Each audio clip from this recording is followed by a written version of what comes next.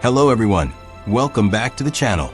Are you getting too many Remixes notifications in Meta AI? You can turn them off in just a few simple steps. This is useful if you want fewer notifications and a cleaner, less distracting experience while using the app. Let me show you how. First, open the Meta AI app on your Samsung Galaxy S26 Ultra. Tap the menu icon in the top left corner of the screen. Then tap the settings icon.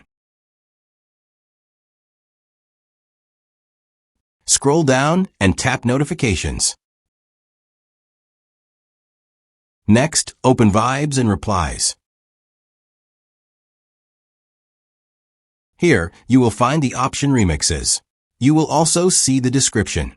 When someone remixes your vibe.